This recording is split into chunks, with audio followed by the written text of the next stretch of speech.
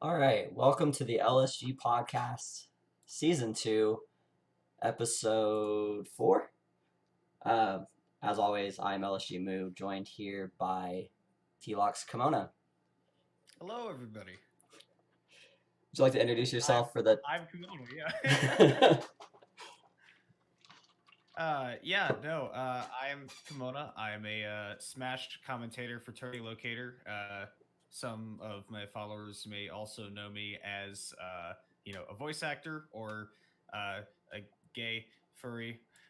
It really depends on who's tuning in. I'm happy to be here, and I'm sure that since this is a Smash podcast, we're going to be talking a bit about Smash. So hello everybody. I'm glad to be here. So, for those that don't know, where did you get your starts in gaming, specifically, like at an early age, or? Well, I mean, yeah, I would say that I got my gaming start at an early age. I'm only 21, so I was born in like the late 90s, which is late to some people and early to some people. But I kind of date myself in that my first word was me as a child bastardizing the word Pikachu. Nice. So I would say that I got my start pretty early. That like the first games I played probably were before my memory. So yeah, I've been playing video games for a while, honestly. And when did you get introduced to Smash? As far as Smash goes, oh god, I mean, again, probably before my memory. Like I probably played like Smash 64 when I was like 3 or whatever. There's been a Nintendo 64 in my family for like as long as I can remember. And me and my sister played like pretty much everything up until like she moved out to college, which was like at the tail end of like it was like right before Smash 4 got released. I like we played casually a lot, but I think that yeah, like the first time I played Smash was like Smash 64. And I don't know, like I remember playing like Smash 64 at like after preschool, like when we were waiting for our parents to pick us up, like we would play Smash 64. And again, it was casual, but like yeah, like I was a tyke. I was a toddler. What about the competitive scene? When did that start to pique your interest? Uh okay, so the competitive scene, my entry into that was kind of fun because like I said, I played casual Smash for a long time. And I was very excited when Smash 4 was coming out. And I was keeping track of like all the character reveals and stuff. But at the beginning I was like, still a casual player, but I had a lot of friends at school that were playing like excited to play Smash also, and we would bring our 3DSs and we would like play at lunch and stuff. And eventually I was like, man, like I want to like beat my friends at the game, and I started beating them at the game. And I was like, oh, I'm gonna start like playing online, and you know got my ass beat online a bunch of times. So I was like, man, I want to figure out how to like get better at the game. So I looked up like how to get good with Captain Falcon or something like that. uh and I can tell you, I don't know how I got to this video, but I can tell you the exact date that I had my first like real run in with competitive Smash, which was I believe it was January 8th, 2015. And there's a reason I can remember this. I'll get to this later. But I was I was on YouTube, and I don't know where it was, and I was looking at like the recommended videos section, which is like a very dangerous place for any high schooler to look ever. But I saw this like 45-minute like video that was like Smash Brothers tournament, like it had that in the title, and I was like, oh dang, like there really are real tournaments for this. I'm gonna like, and as a high schooler I had infinite time, so I was like 45 minutes, hell yeah. And I clicked on it and I watched the whole thing, and it was actually Project M grand finals at Low Tier City 2 between Mewtwo King and Neon. I watched the whole thing, and I recognized like, oh, this isn't Smash 4, this is a different game. But I was like, oh, this is really cool. And at the end of it, I remember Infinity and D1 were commentating, and I think Infinity said something about like, yeah, go check out the Smash Bros Reddit. If you're trying to get into the competitive scene, it's a great place to like learn about a bunch of stuff. And as a high schooler, I was like, yeah, okay, The I'll only go time do in that. history Reddit's Uh, been called a great place. Yeah, it was Low Tier City 2 Project M Grand Finals. And I went there, and on the like I saw on the sidebar it said like top Smash streams, and like one of them had like 10,000 viewers, and I was like, whoa, there are a lot of people watching this. So I'm gonna go see what this is about. And I clicked on it, and what I ended up watching, the very first tournament I ended up watching was the last day of Paragon Orlando 2015, Paragon 2015. Um, and I've told this story before, and thinking about it, I remember the first set I ever watched was Hungry Box versus someone, and he beat somebody's ass, and I was laughing my ass off. I was like, oh my god, he's beating people with Jigglypuff. I love this guy. This was like before everybody didn't like Hungry Box anymore. So Right. he's beating people, and they were going like Hungry Box, and it was like that's really cool. And then the next set I watched was Leffen versus Armada at Paragon 2015. And so what happens in that set is I see Fox versus Peach, and I remember like my sister had like outside knowledge of the competitive Smash Hmm. scene. And so I knew that like, oh yeah, Fox is a really good character, and I remember Peach is a really good character too. And I was like, okay, so this makes sense, like two guys. And then like later in the set, Armada switches to Fox. Everybody's freaking out. And I'm just like, well, I mean, Fox is a good character. It makes sense that he should try and play Right. him if the Peach isn't working out, right? Like I didn't know, but like the commentators were talking about they were telling the story about like how like yeah man like Leffen's been beating Armada's ass like forever lately, and now he's pulling out this Fox and he beats him, and I was like, that's that's pretty fucking cool actually. I was like, that's really cool. So after that I just kind of made a habit of like continuing to go on like the Smash Reddit. And I think that at the end of that tournament, um I scrolled down to like the bottom of the page because one of the commentators said like, hey, we got the links at the bottom that like, if you want to go get involved in your local scene, go click on this thing. I was like, oh, there are like places I can go close, like I can just go anytime and go to a tournament. And VG Bootcamp had the link to like that Smashboards like thread that Right. had like all the local tournaments and stuff. So I went there, and all the DFW OGs, you all know what I'm about to talk about. The Thursday Smash 4 tournaments at Ganon's Gauntlet. God bless Ganon's Gauntlet. I miss it so much.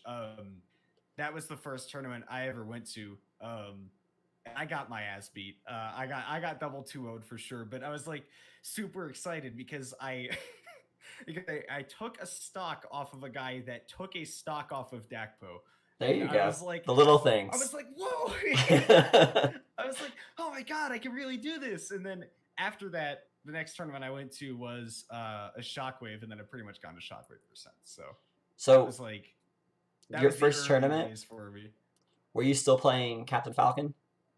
Yeah, I played Captain Falcon early on. I pretty much like throughout all of Smash 4, I had Captain Falcon at some point. As people who are not great at Smash they figure many times, oh, I'm doing bad because I'm not playing the right character, and I played like 30 characters over the course of Smash 4. There you but go. like, but yeah, like it was Captain Falcon there at the start, and it was Captain Falcon most of the way through for that game too. Captain Falcon's so fun. The He's character's a, just he's a flashy. he's a fun character in Smash 4 to be sure. As fun as characters can really get in that game. He's not as good in Ultimate. I don't really enjoy playing as him as much because he's bad. Um, but I'm also not going to validate Captain Falcon mains. So There we go. We'll quickly segue away from that then. Oh, when did commentary become something that you were interested in doing for Smash specifically? um, so like I think for a while I was like at like the beginning of me getting into it, I was like, oh, like I was like, I guess they're like commentators. It like didn't really ring a bell for me though. I was just like, oh, they must have like this is like Joe Buck and whatever, right? Like it Right. didn't really ring a bell for me. But I remember I was watching Apex 2015, which was like a couple weeks after Paragon. I remember I was like literally in my mom's office, like on the big computer in there, because I was like, I really want to watch every moment of this in like high definition. Um, and that tournament was great, but I remember made a tweet at like I was like, oh hey, because like my dad is a sports commentator, so like I was like, oh, I like these commentators maybe don't get as much validation. Little did I know, right? Hmm. But I was like, they don't get the validation, so maybe I'll like I'll tweet at them and I'll tell them like hey, you're doing a great job. And so I did that. I think it was like TK and E were commentating, as they do. And I was like, man, you guys are like killing it. And like I was, and that was the moment where I was like, okay, like there were commentators at like the big tournaments. And then like flash forward that week later, I was like at my first Shockwave, and I looked and I saw they had a commentary set up, and I was like, oh, like they even commentated this at this like weekly tournament. That's really cool. And at that old, it's not old venue, but like at the old layout in that venue, Hmm. like it wasn't like behind glass. It was like right there. It kind of felt a little accessible, but I was like, oh man, that's really cool. That would be really cool if I could end up doing that. But I don't know. Like I think that maybe I should try and be a good player. And then after a few months, I was like, I'm never going to be a good player. That's Like I relatable. recognize that.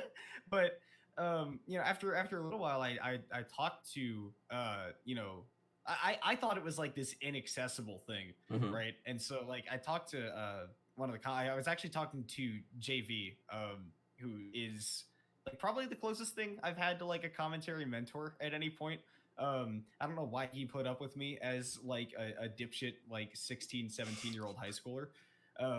But regardless, I asked him, I was like, hey, is there any way I could like, try commentating at some point? Like this is after you had like gotten off a commentary. It's like, is there any way I can try commentating at some point? Like, my dad commentates sports for a living, and I don't know, it'd be really kind of cool if I could do that for Smash too. And he was like, yeah, man, just like, let me know when you wanna hop on, and I'll give him the word and we can give you a shot. And I was like, I'm not ready for that. I was like, immediately, I was like, I'm not ready to do that yet. I was like, how about this? I was like, when I turned 17, because I was 16, like beginning of 2015. I was like, when I turn 17, maybe I'll be a little bit less of an idiot. Not true. But I was like, maybe I'll be a little bit less of an idiot. I'll get some practice in, and then like, on like my birthday week or whatever, I'll like give it a try. And he was like, yeah, man, cool, whatever. Um, so like I spent like over the next like couple of months, I was like, I would like be in my room, and at sometimes I would just like turn on an old Smash tournament and I'd like mock commentate it or whatever to like try and get ready for it, because I knew that's what my dad did Hmm. for sports before he started it. And then yeah, after uh like once it hit like my birthday week, I was like, all right, I'm gonna give this a try. I got on with JV, and it was Shockwave like something in like the 30s or 40s or something. Um, and my commentary was obviously awful. I was a 17-year-old who had never commentated before and had only started playing competitive Smash maybe about like 7 or 8 months before. So it was bad. But luckily, there weren't like always tons of people who were like available to commentate the whole night at Shockwave, and I was not entirely like it was bad, but at least I wasn't like not talking, and I Right. wasn't like doing anything bad. I wasn't like saying the N word or anything. So they were like, but surprisingly, that's been a problem for some reason on some streams. I don't know how people have that little common sense. Right. But like, I wasn't being a nuisance. So they were like, just give this kid some like a harmless fun in like the early stages of a tournament or whatever. And I don't think I ever had like halfway decent commentary until like some tournament in like I thought I had like one good set in like the 60s at Hmm. Shockwave. I went back and I found the set. It was bad. it was still awful, but it was like it took me like a couple of years before I could look back on it and go like that commentary was pretty good. So back But it was then, like, yeah. did you actively try to improve your commentary, or was it just like a weekly for fun thing at Shockwave where you'd show up and just do commentary and then go home? I mean, I think that honestly that more describes like the way that I played Smash and tried to improve Smash more than I did my commentary. Because like commentary I could do at home, Smash I couldn't because I didn't own a Wii U. Oh, okay. Well, actually, my mom had a Wii U. She wouldn't let me use it because she used it for Netflix. That was her Netflix machine. I did not Nice. get to use the Wii U. You can't have the Netflix machine. Even if I did, it was on a TV that had like a half second of input lag, so it wouldn't have done me anything. But I was like, Yeah, no, like commentary was the one thing that I could do at home. And I never, like, as a high schooler, I definitely did not have like the brain to be like, let me set goals for myself and like, Mhm. let me try to improve on this thing in particular. I would just kind of do it brainlessly, which is never a good way to try to improve at anything. Um, but I did keep myself fresh with it. And, I would ask people for feedback and uh, I would do my best to kind of like think about like, okay, I'm like, stumbling over my words a lot, so I need to try and do a better job of like maybe slowing it down or thinking about what I'm going to say first, stuff like that. And when did you get introduced to Neighbor? How did you all start commentary together? Oh god. When it comes to, let's see here. I mean, I probably commentated with Neighbor at some point like really early on cuz both of us were like, I know Neighbor commentated a bit before I did cuz he Hmm. he got into Smash at some point like late PM. Um and so he commentated like early on at Shockwaves, and I joined after, and we like somewhat regularly commentated like a couple of months after I'd started. Not like regularly, but like we would oftentimes, like, we were two of the five or six available commentators at Right. any given time, so they would we would end up on with each other at some point. But I think that like we didn't really even become like really close friends until maybe like a year after I'd started commentating, and not even like close friends, just like if we saw each other at a tournament, it would be like, hey man, what's up. um I think like maybe like a year after I started commentating, like I went with uh I went with like him and Eclipse at the time, P2P with Gibbous, to Super Smash Con 2016. And I think that like after that we all started to get like uh a lot closer as friends. But as far as like actually like commentating with him pretty regularly, I don't think that really happened until like later Smash 4. Because I think that like a lot of people, especially like the Ultimate, like the people who came in during Ultimate, Hmm. um, like they might think about like me and Neighbor as like, oh, like the TLOC commentary duo, but that's not how it was in Smash 4. Because like first of all, at the beginning it was JV and Neptune, and then they went off to like commentate like Hearthstone and like go off and do like esports business stuff, which like they're Right. they're they're killing it. Like JV's literally running events at DreamHack, like he's amazing. But then like after that, like TLOC did this thing that they called the commentary idol, where they took a couple of weeks at like a couple of shockwaves, and they basically went like, hey, if you want to commentate, like put yourself on this Google form, like put yourself on this list, and we'll be basically considering this as like tryouts for getting a TLOC sponsorship as a commentator.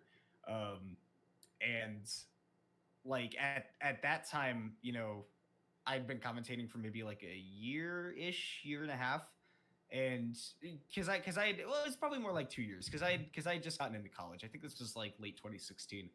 Um, and at that time, uh, yeah, I went on that and I did like like I did all right or whatever, and they revealed like the people that they sponsored for commentary. The first was Studebaker Hawk. And Ian's like an amazing commentator. He's great. Like everybody knew that was going to happen. They sponsored Denty for his commentary, Really. actually, which not a lot of people know that. Oh, you But they got did. some. They did Okay. sponsor Denty for commentary. That did not last long. He ended up being a player instead. Um, they sponsored Zan, who is the point of like what I'm talking about right now. And then they also sponsored me and Neighbor. And at the time, I was kind of the odd one out because we had like three, Smash 4 commentators, but you could only put on two at a time. At least at the time, we didn't have Right. any capability for TriCast, so they, it was Zan and Neighbor at the time. It was Zanzi and Neighbor, and that was like the TLOC commentary duo. And at Low Tier City, like 4, 5, and 6. I think like at all three of those they commentated top 8. Might have just been 5 and 6, but I think they also did LTC4. But like that was like the TLOC. That was like the TLOC duo. It was Zanzi and Neighbor. They were the neighborhood. Zanzi was the neighbor and Neighbor was the hood. Um, obviously. So that was the TLOC commentary duo. And then after like near the end of Smash 4, Zan started showing up to tournaments less, like especially at like the weeklies. He wouldn't stick around as much. and Neighbor and I started developing a bond that you can only develop when you commentate 44 straight tournaments that are the same two people in grand finals every time, which was Lima versus Austin every single week in Smash 4, and Lima would win. I think at that, like, in that, however many it was, I think that he was ratioing him like 10 or 15 times. Ooh. It was like 15 wins for Lima for every one tournament that Austin won. It was like something ridiculous like that. And Neighbor and I had gotten to the point where like we'd been commentating this same stuff for like a year straight, and we were like, Right. yeah, it's like no pressure, right? See, I thought commentating Deluxe winning the same tournament 12 times in a row was bad. Like me and Banjo Yeah. commentated the grand finals of our Thursday weekly every single Thursday night. Every single Thursday night, it was Deluxe winning to the point that I offered $20 to take a set off of Deluxe. I didn't care if it was in Yeah. winners or losers. I was paying $20 per set that Deluxe dropped. Man, I mean, rest in peace, Cidercade. Like, I know that Cidercade, like, kind of hit the bricks a little bit before the quarantine stuff started. But Cidercade was throwing like tons of money at their casual weekly tournaments. Like, they had a huge prize pool, and Denti would just go there to farm the money every Mm-hmm. week. And it got to the point where they had like a $500 bounty or something like that on Denti. They were like, Nice. somebody please just beat Denti. Like, take it. Let us not just like pay Denti every week. It's cool funny. And Did like I think Shockwave got kind of similar. It was like, hey, if you send Lima into the losers bracket, like, well, like there's probably a bounty on him at some point, because he was before that, like, in Smash 4 we had what I consider like the golden age, which was like before Cosmos started going to locals. Even though Cosmos is amazing and I love the right. hell out of him, we had that golden age where like we had tons of different winners every single week. Like, it was basically a fight between like Denti and Dakpo and Austin if he ever showed up. And like I think Jason had a win in there or something like that. And then Cosmos started showing up to tournaments, and he immediately won like I think like 8 out of the 9 tournaments that he entered in a Oof. short span. And we were like, oh my god, who's gonna beat Cosmos? And then he moved to Ohio, and so we were like, okay. And then we had like a dip where, like, because basically like, Cosmos came from being a Wi-Fi warrior to going to tournaments, winning everything, moved to Ohio, started being one of the best players in the world. We were like, okay. And then we had a little bit of a dip where like Austin won a few and Dakpo won a few and stuff like that. And then Lima started showing up to tournaments, and a few weeks after he did that, he started winning like kind of regularly. And then he started winning kind of like, basically, once we remodeled the store, Mm-hmm. I think that Lima was winning pretty much every Smash 4 tournament at that point. So there was like a solid like year and a half where it was like it was the Lima show every week. And if he didn't show up, we were like, oh, we're gonna get a new winner. Get to commentate a different set. Yeah, no, right? Like, it was honestly to the point where I was like, I'm really looking forward to the start of the tournament where I can watch some people like, get clapped by like a Roy or a Marth instead of Bayonetta every time. So, how do you feel about commentary in general and the added value that it brings to the viewer experience in Smash and in Ultimate? Do you think that the commentary helps what can be a very stale situation like Lima winning every single time become more interesting? What are your opinions and how do you focus on bringing that value?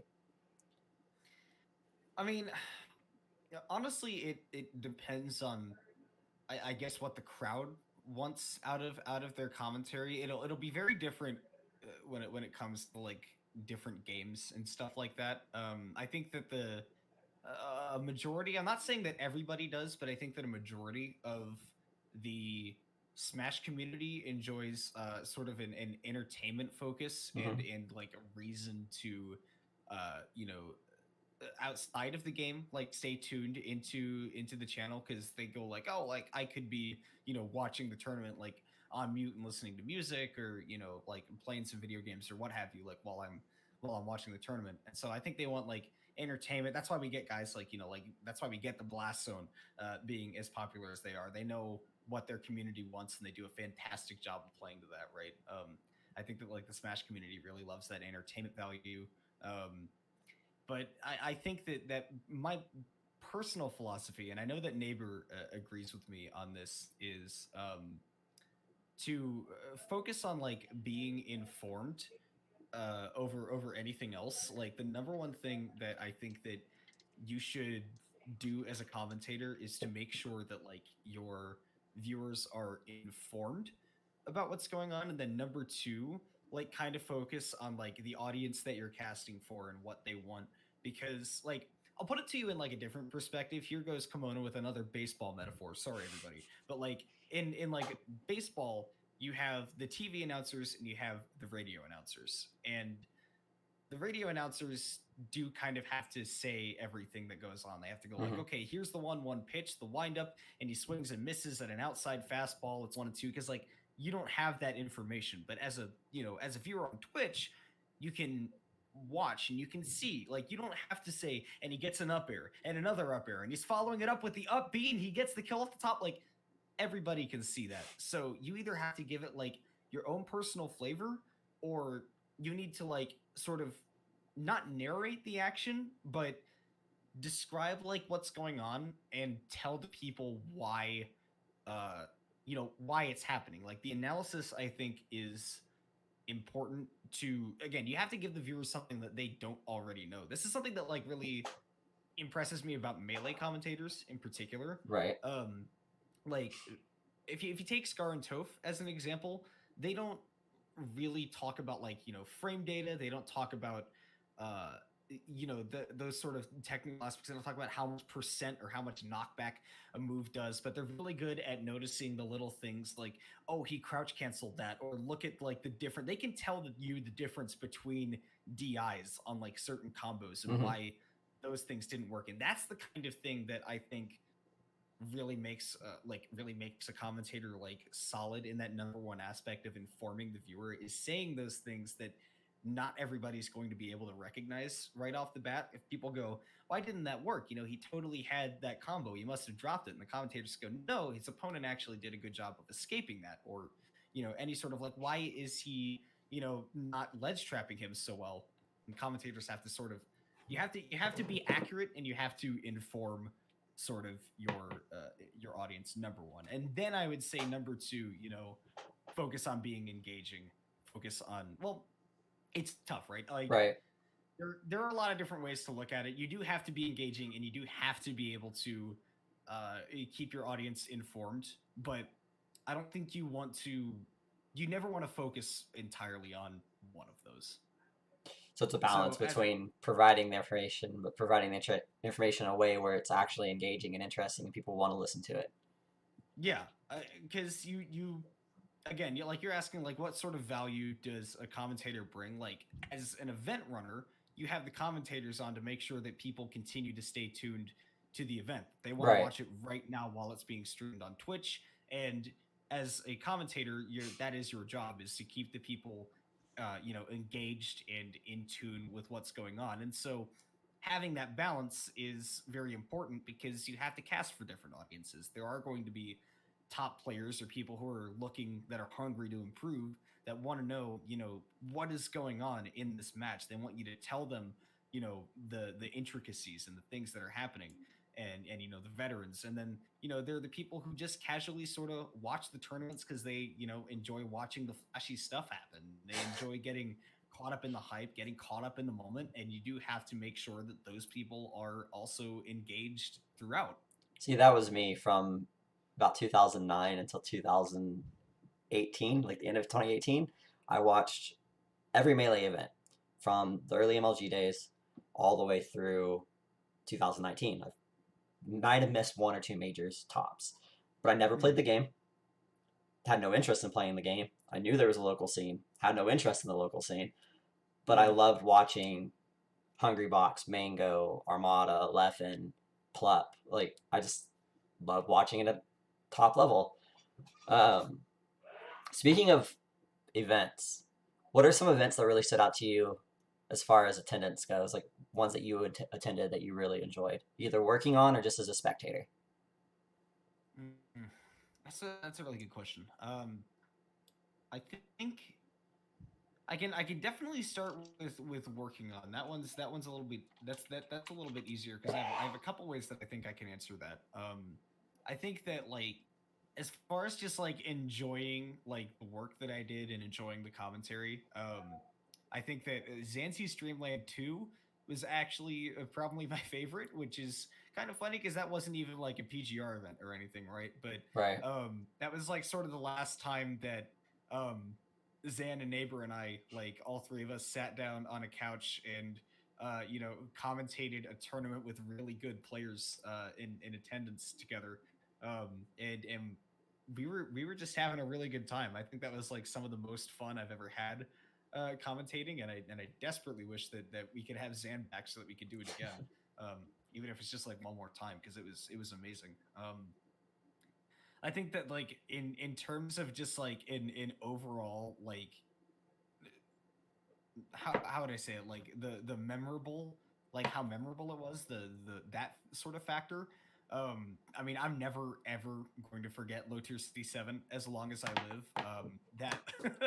That that event was ridiculous inside of the esports state because I had commentated a couple times before then at the esports stadium. Hmm. Like I'd done it once on like the side stage. I'd commentated finals of like their like final strike tournament that had like literally one person in the stands, which was a close friend of mine. Um, so it was a dead crowd. And it was like very cool to be on the stage and commentate all that with all the professional equipment and stuff. But it was also like there's not a lot of there's not a lot of hype factor going on Right. there. But my like Low Tier City 7 like top 8 of Smash Ultimate and getting to be on that stage with a loud crowd and like all like knowing that there was all those people on Twitch and just the whole spectacle of the production. I think that that was the most memorable for me. I think because it was the most sort of in line with what I Hmm. envisioned as a commentator. Because as a like with whatever it is I'm doing, all I really want to be able to do is to just be like uh how do I say it, like a role model or an inspiration or something. Like I want to be sort of a figure to people that they can say like, oh, I can do like the things that I want to do. I can like achieve the things that I want to do, and I can also be a good person while I do it. I don't have to treat people like shit to get to where I want. Um, I want to kind of be that sort of person. Like basically, I want to be to people what Sonic Fox is to me, where I can be like, I can be a good person. I can be myself. And I want other people to feel that way if they see me doing something, and being able to sit on a stage with that sort of spectacle and knowing that there are like tens of thousands of Hmm. people in Twitch chat, and having that hope that maybe some people see that and they go, wow, like there's a non-binary person that is commentating this tournament, top 8 of a tournament. That is amazing. Maybe I can do, something like there's hope for me after all. That's what I want people to feel. So with that in mind, Low Tier City 7 has to be like the the event for me that I'll never forget. Um, So, just because I mean, I guess it gives me that hope too, right? That I can right. continue to do stuff like that and reach people. First, So that event was amazing. Like yeah, from Friday night all the way through Sunday, amazing. That was probably one of my favorite, like top three events I went to last year, without a doubt. Um, mm. the LSG carpool was actually part of that Twitch chat because I had to work at 7 a.m. the next morning. So I dragged Wow. Street Rat, Wormy, Rashad, and Cyanide out of the venue and said, "We got to go. I got to wake up at 7." Oh God. So we left right after Melee and drove back to Houston. And we had it playing in my truck through the Bluetooth the whole time. Yeah, You guys did such a good job because I was driving, so I couldn't watch anything, and I could feel the hype of the top 8. Like it was yeah. I mean, it helped that it did help that grand finals went to game 10 and literally not a single like the buzz and tweak like the thing about that grand finals that was so amazing to me is that like not one of them got momentum during that entire grand finals, which sounds like it's kind of like it sounds like that would make it less exciting. Like it's Hmm. like, oh, I want to see like a reverse 3-0 or whatever. But it was literally not one of them won a consecutive game in that grand finals. It was a tug. It was literally back and forth every single game. So I And I think was like, that is ridiculous to me. I don't see how nobody can win 2 games in a row. those are the best finals. The finals where you have no earthly idea who's going to win because nobody's gained any momentum. Like I think Mm. that's more hype than even a reverse sweep. Because in a reverse sweep, when the guy's won two in a row, you're going to this third game. The last game maybe was a complete wash, and he just destroyed his opponent. You're going in thinking, how am I going to make this exciting? What if he runs away Yeah. with it again? Like it's still hype, but it's nothing like those close back and forth series. Yeah. I'm personally a fan of like player A wins game 1, player B wins games 2 and 3, player A wins game 4, and then in game 5 you're like, wow, like there was some momentum in that set, but then it was able to get dragged back and now it's like sort of like a little bit in player A's court, but only Mm-hmm. by a little bit, and it's like, damn, like I like to see those momentum shifts in sets. That is what really gets me. No, it's fun. Friday, we had our first stock Friday, which is the first of 10 series we're doing. And we Mm, had two of our players, Zai and Nico, play each other. So Zai is number two in Louisiana. He's come to Dallas a few times. I'm sure you're familiar with his Palutena. Really campy, patient play style. mm, And then Nico's an up and coming Cloud that's can be a little too aggressive most of the time. So Zai wins 3 games in a row. And best of five, it's like, okay, that's over, whatever. But because it's first to 10, we kept going. And Nico won 8 games in a row after that. So Venom Holy. completely flopped. And then in games 13 and 14, Zai gets a 0 to death in the first 20 seconds of each of those games and takes Damn. 2 wins. It was like me and Bobbles were commentating it. And commentary online is pretty difficult for me. Like I struggle with it, but It's hard in general, yeah.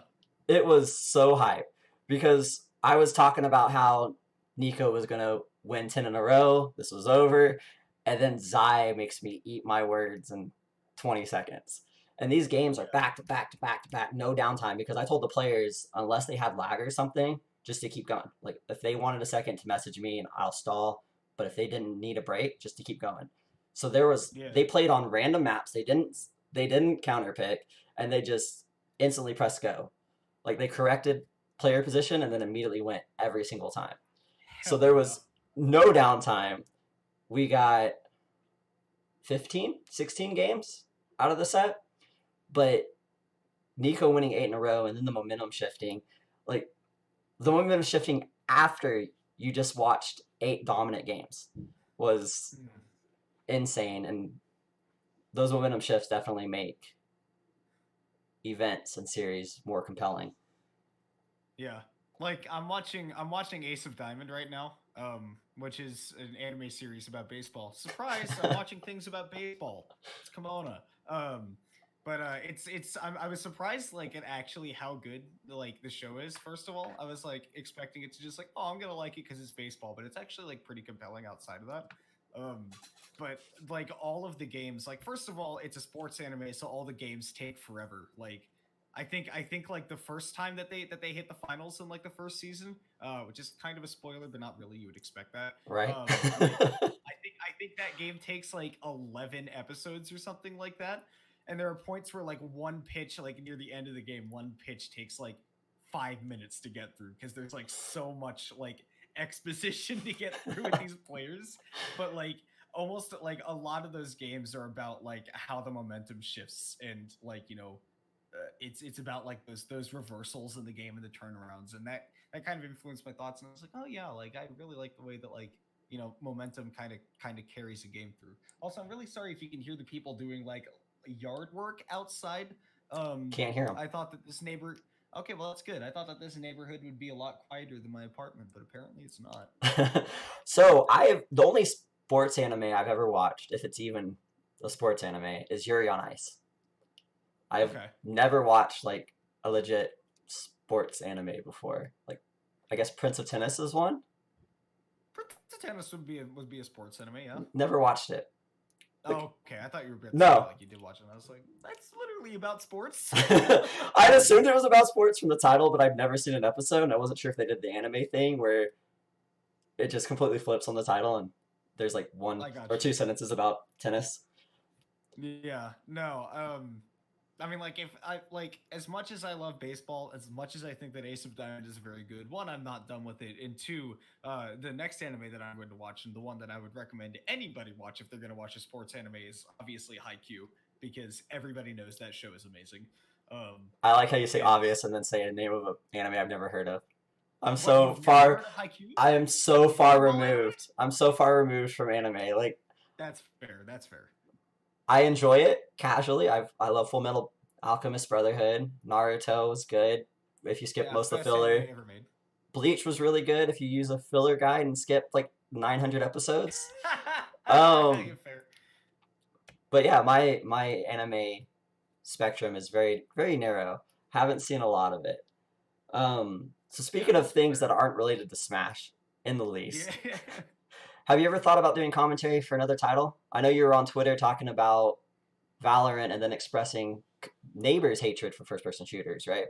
Yeah, well, that's the yeah. Neighbor. Unfortunately, he's just not into shooters in general, which is like kind of a shame because that's like probably the genre of video game that like I play the most.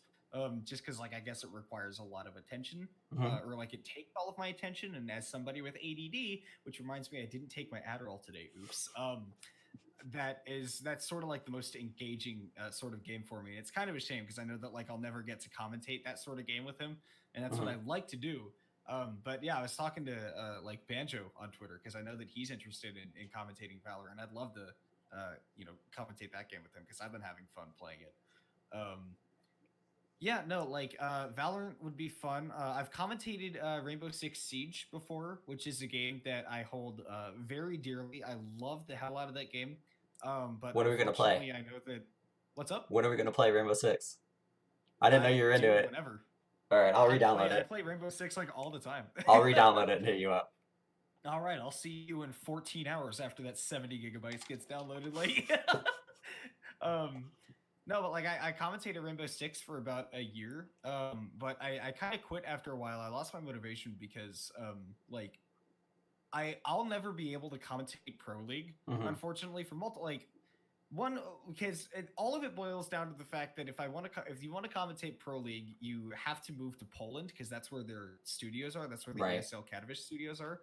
They're in Katowice, and they're the ones who run Rainbow Six. And unfortunately, one, I can't move to Poland because I'd have to entirely give up on like my acting career. And all of my like friends that I know, like location wise, it's not great. And number two, Poland wouldn't even let me into the country because I'm gay. So it's kind of like literally unrealistic for me to commentate Rainbow Six, unfortunately, which is a real shame because I love that game so much. But yeah, I'll never be able to do that anymore. But I love that game. Yeah, Valorant. I've been thinking about. I've thought about Rocket League before as well. But realistically, I think if I'm going to make a career out of commentating anything, I'll probably end up going into baseball eventually. But Okay. I don't want to do that until I've sort of done what I want to do with my acting career because I know that baseball is a huge investment when it comes to commentary. I've seen the amount of work that my dad Mm-hmm. has to do that. And I'm prepared for what that entails. I just need to make sure that I've kind of it's kind of like heading into like a dungeon in like a JRPG or something where it's like, hey, make sure you've done all your side quests and shit before you head into here because you're not turning back after this. Um, So that was my so that's follow-up question, was the interest in traditional sports. I was actually prepared, and I brought a Dodgers hat just in case you showed up with a Mets hat on. I could swap over. My family's. I'm never gonna forgive you for what you did to Ruben Tejada. Sorry, not gonna forgive you. Oh Broke the man. kid's leg. That he didn't deserve that. Fuck Chase Utley. I don't care what no Phillies fan says. I don't care what no Dodgers fan says. That dude's an asshole. I agree with that. As someone I'm not really a Dodgers fan. Like my whole family are diehard Dodgers fans, and I'm an Astros fan. But No. but I don't own any Astros merch, and I have So sorry that you've become an Astros fan in this day and age. right. It's horrible time to be anything remotely considered an Astros fan. Um, Yeah.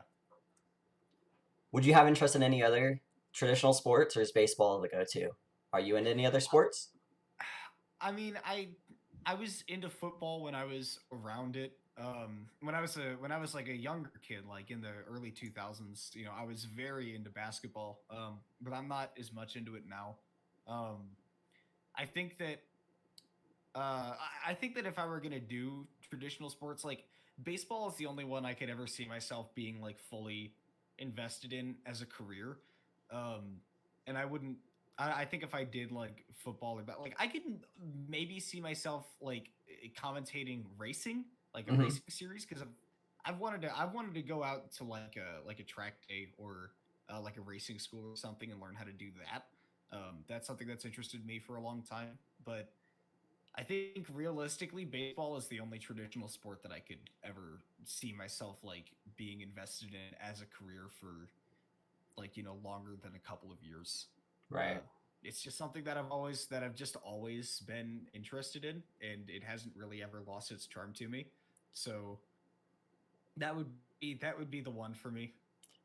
You have to be extremely passionate about baseball to even consider a future in commentary for it, because just the sheer number of analytics, the amount of stats, and Oh, but I love that. I that's the love that best thing so about much. baseball are the baseball analytics.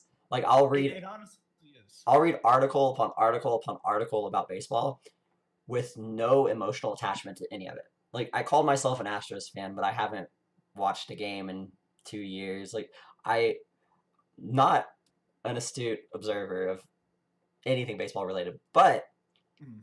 any in-depth analytics article I can get my hands on, I'll like that's what I do at night. Is I just read in-depth analytics on Oh, basically anything I can find. In baseball, it's so easy to find crazy, no, insightful stuff. that's I mean that's there's a huge there's just this huge burst of like advanced analytics and like the word sabermetrics is like literally a word that is specifically about advanced analytics for baseball. There Mhm. is a word in the English language specifically for advanced analytics in baseball, and that just shows you how much it means to the sport because you have all I guess all this time to analyze every little thing that happens. But honestly, I've wanted to, kind of expand sabermetrics to esports and other Mhm. stuff. Like I want to see sabermetric style things spread into Smash, for example, too. I've actually got a document pulled up somewhere in here. PG Stats had sort of this thing recently where they were like, "Hey, take the survey and tell us like if we're expanding our site, what would you like to see?" And I basically wrote like an essay for every response that was like, "Hey, try to do what Fangraphs is doing. Hey, try to do what Fangraphs is doing." Like I was like, I want to see like they were like, what kind of like written content would you like to see like on the website? And I Mhm. was like, man, you should have stuff for like character analysis where you get like top players and analysts like collabing on an article about telling us everything that we need to know about Mario, or we can have an analyst or multiple analysts write articles on players and their stats and their history and what they do There's in a so game much and stuff room. like that. Like we in Smash, we honestly need we need so much more of just like a development into more advanced analytics, whether we develop a program for that or whether we have a place like PG Stats to Right? hire somebody who's able to keep track of stuff. Like I want to see stuff like move usage or like First talk execution take percentage is a good, combos. easy, quick one. Yeah, like win expectancy, like even general statistics. We don't Do have you? like a good database on that. Like we don't have a lot of really good like resources for like we have stuff for like player head to heads and in Mhm. some limited capacities like character head to heads, but we don't get easily accessible stats on stuff like character usage and stage usage and stuff like that that should honestly be very easy to track and very easy to like organize and make public. And I would love to find a way to sort of make that a little bit more accessible and make these analytics a bigger part of our community. Do you watch any League of Legends, the LCS Not at all. specifically? They have Not at in-depth all. analytics on win percentage and like hyper-specific situations, like early game invasions on red buff from blue side and stuff like that. And they have like win probability based off successful first bloods or first blood given to this position versus this position. And I'm here for it. I Yeah. love it. Going No, I mean, into people wonder why League is like, people who have never engaged with League wonder like, why is this like the number one thing? Like, it's not like first person or anything. It's basically just an MMO, whatever. But it's like the analytics are a really huge part of that, because I think that a lot of people understand that people understand the game a lot deeper, even if they can't execute it, because the right. commentators are able to talk about that, and we have the assurance that the players are playing at like almost to the highest potential possible, because we have these analytics. They have these very specific things that they can work on, Mm-hmm. and know like, what do we need to improve, what can we make that push towards. So going into, I got two little anecdotal stories real quick. First, going to Let's Settle This, I actually built a database trying to compile analytics for like first stock percentages, conversion rate off of the first stock percentage, stage selection, and then obviously the head to head. The only thing that completely came to fruition was the head to head, but the others are like I have incomplete databases still on my Google Drive trying to piece those analytics together because let's be honest here, the tools we have to try to piece it together after the fact are sorely lacking. Like Yeah. even so, even our head-to-head chart, I sent it out. I think I sent it out to you before the event.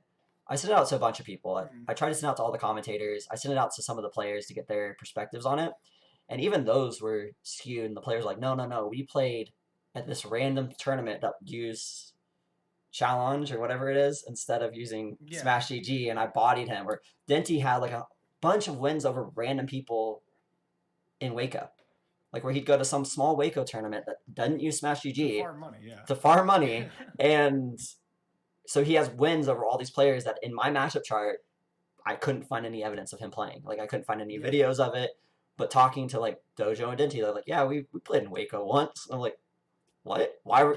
Why?" Yeah, well, Um, I mean, and that's one of those things, is that you do kind of have to pick and choose. That's one of the reasons that I thought that like the Smash World Tour was like going to be such a great thing, is because we would be able to look at it and go like, okay, these are tournaments that we can say like, these are the ones that matter. Like, I mm-hmm, don't like Mike Trout, amazing baseball player. I don't really care, how he did. I kind of do, because he's Mike Trout, but like, I don't really care how he did in some practice baseball game, or like in his rehab assignment in the minor leagues, even though right. they'd have stats on that. But if they didn't, who cares? That's not against like, the major league talent, not ever like, whatever. It's not the same as, and so in a Smash tournament, you know, I don't care how that's like, I don't care if it was like an invitational, sure, we'll count that, but that would be an invitational, that would be worth watching. But if it's like a tournament with 22 people, and like Denty and Dojo and like Avoid, all three of them happen to be there,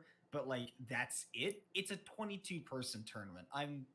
Like, I'm not going to say it doesn't matter, but It doesn't matter as much as like, a Shockwave if you final. miss if you miss a couple of small tournaments here and there, unless these players, that's like literally the only time that they have ever played, and you haven't like, and it was a serious set, then I kind of get it. Mm-hmm. And that's one of the reasons that like it is hard to sort of establish, I guess, the analytics in the Smash community, is that we are such a grassroots community. We can run these official events that are meaningful, that we can ally stats on. And again, this is why I like the Smash World Tour, because if I look at Counter Strike, right, I don't care how CLG did in a scrim against some global elite five stack of just some Right. random dudes that they would scrim with CLG. Like, Or yes, they probably played very seriously, but it wasn't like a big official tournament or anything. It wasn't even on ESL. right. So, To expand on that a little bit, even like ESL has their online weekly cups for every title mm, under the sun. It doesn't really matter how like a top tier player or top tier organization does in those. Like it matters, but you're not going to use those analytics because they're not applicable to the situation. It's good to have a refined and a well-defined scope of what Mhm. events we're gathering data from. Because then I if the mean, data is technically incomplete, like it's justifiably incomplete and it contains all the relevant data to the product that we're discussing. and you just have no guarantees because I mean, honestly, even if there was a weekly cup and CLG happened to play Astralis Mm-hmm. in a weekly cup because both teams were bored and they wanted something to do, and if they just so happened to go all out against each other and they didn't hide any strats or whatever, it's good to know that that happened, sure, but otherwise, like, you look at the game and you understand, like, you break down what's in front of you and you can't worry so much about, like, oh, I missed this or I missed that. There's still a general story that you can tell, and you'll usually be able to tell, like, if you look at if that happened and then CLG and Astralis played at, like, DreamHack or whatever, and all of a sudden, like, Astralis has these perfect counter strats to CLG. You're not going to look at that and go, like, wow, they're getting really lucky or whatever. Like, you're going to know that something is up. They had some sort of scouting with them, and you'll be able to say, like, wow, Astralis is doing a great job of countering. And in the same way, if I look at, if I were to say, like, Austin is playing up against Dojo or something, right? And if Mm-hmm. they had never played before, and I would look at that and I would go, like, oh, like, I don't know much about Dojo, so I'm just, like, sort of projecting these random things onto this. But if you were to say, like, hey, if Dojo traditionally struggles against a more aggressive opponent with a big combo game, then and then he's suddenly, like, waxing Austin's ass and that matchup is 50-50, then I would say, hey, Dojo's got a very clear idea of what he wants to do in this matchup and he's working. Now, if you went and told me later, hey, you're stupid, Dojo has played Austin 3 times before, and that's why he has these counter strats. And I'd be like, I'm not stupid. I didn't know that. Right. But on the other hand, if you came back and you told me, like, hey, they played 3 times, like, that's why he's got this counter strats, to be like, oh, like, I didn't know that. That's cool. Like, good to know. But it doesn't change the story of what is happening in front of you. Right. I definitely, this makes me just want to work on some analytics I was doing for Pokemon of all things.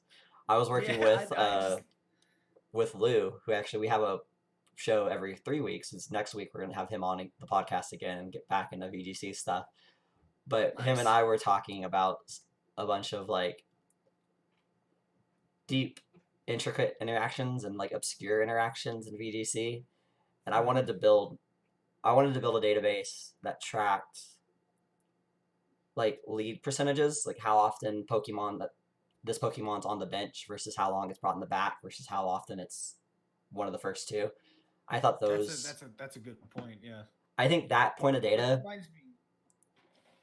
Yeah. No. I Sorry. Go on. I'll say what I want after.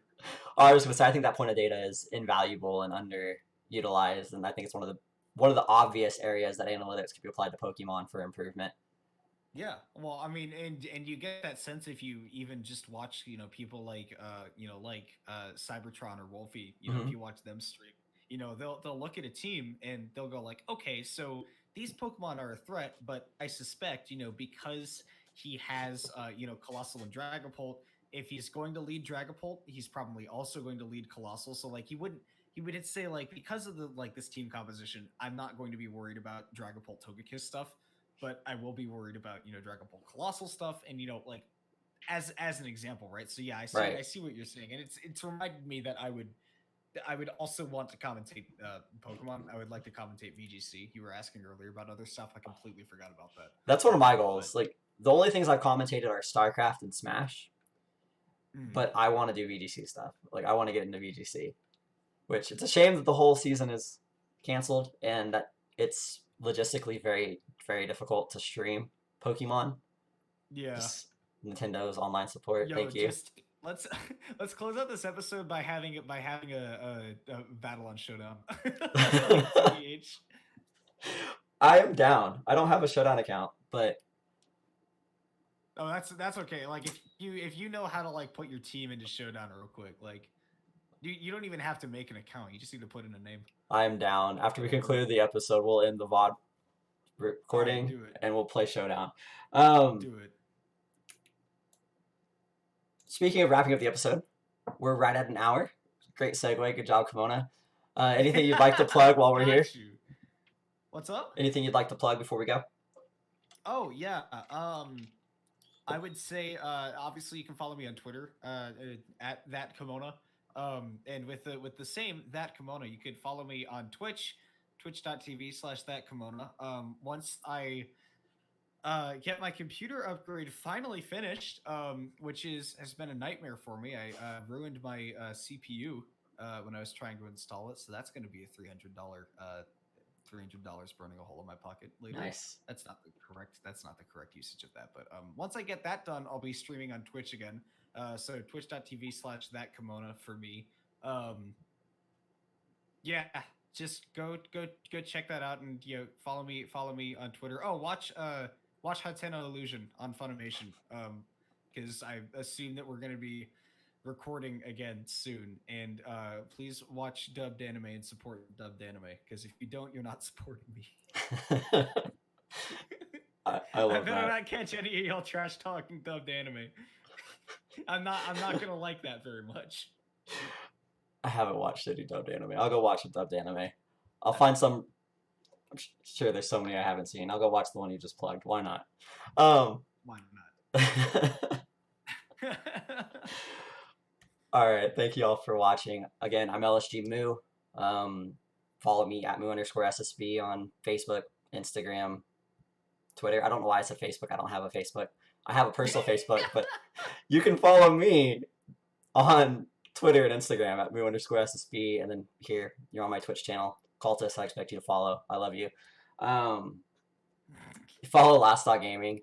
It's Last Thought Gaming on Twitter, YouTube, Facebook, this time for real, Instagram, lastthoughtgaming.com. Yeah. Probably forgetting a platform or two. Basically, if there's a platform, if you search Last Thought Gaming, you'll probably find LSG on it. This coming week, we have our new show, Moo's Monday Musings, that will be live Monday afternoon with our newest addition to the LSG team, Bobbles, who's been commentating. Let's go, Bobbles. Right? I love Bobbles. He's been commentating for Stock Friday with me. We did the first episode of that 2 days ago, which was Nico versus Zai. It's good to have like the first episode with people you're familiar with, kind of just familiarity. It's better than me asking top players, hey, you want to come on the show that's not a show yet? So it was good to lay down the last work, but this coming Friday, I'm really excited because we have Mr. 26 Ping, Grayson, coming and playing versus Blue Striker.